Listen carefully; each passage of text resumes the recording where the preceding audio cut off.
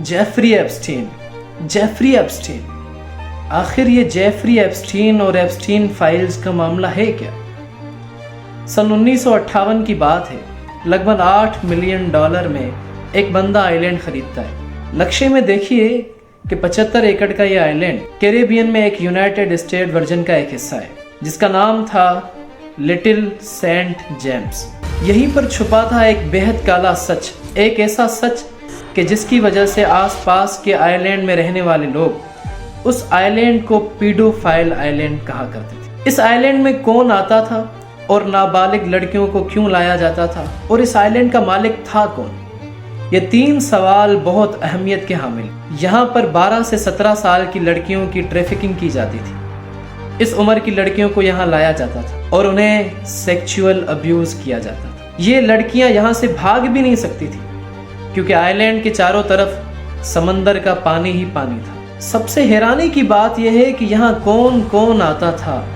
दुनिया भर के अमीर तरीन लोग, अरबपति, बिलियनियर्स, फेमस सेलिब्रिटीज, उनमें कई बड़े बड़े नाम शामिल हैं, जैसे कि साइंटिस्ट स्टीफन हॉकिंग और कॉमेडियन क्रिस टकर। अब आखिरी सवाल यह है कि इस आइलैंड का मालिक था कौन? जवाब है एक नाम, जेफरी एप्स्टीन। जेफरी एप्स्टीन एक ज़माने में किसी स्कूल का टीचर हुआ करता था, लेकिन किस्मत ने एक ऐसा खेल खेला कि कैरियर में आगे जाके ये बड़े अरबपति लोगों का फाइनेंशियल एडवाइज़र बन जाता है। लगभग $60 करोड़ की संपत्ति इकट्ठी करके ये मल्टी मिलीनियर बन जाता है। अब जानते हैं कि ये एप्स्टीन फाइल की कहानी है क्या।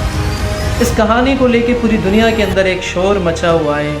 हर ज़बान पे एप्स्टीन, एप्स्टीन, जेफरी की बात आ रही है।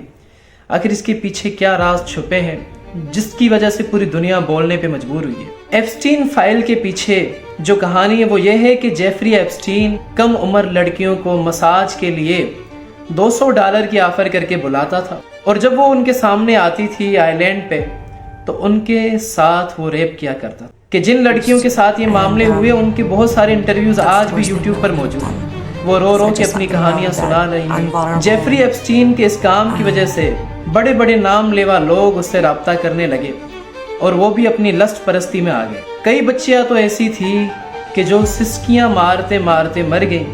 उनके वालिदैन नहीं थे, वो यतीम बच्चियां थी। और कई लड़कियां ऐसी थी जो अपनी आहें किसी को सुना नहीं सकती थी, लेकिन उनकी आहें कहीं ज़ाया भी नहीं होने वाली। एक वक्त ऐसा आया कि जेफरी एप्स्टीन का उरूज ज़वाल में बदलने लगा। यही जेफरी एप्स्टीन जो करोड़ों का मालिक होने के बावजूद जेल की सलाखों में लाया जाता है और उसको मौत की घाटी में सुलाया जाता है और मशहूर किया जाता है कि जेफरी एप्स्टीन is dead। अब आपसे कुछ सवाल बनते हैं कि आखिर जेफरी एप्स्टीन को क्यों मारा जाता है?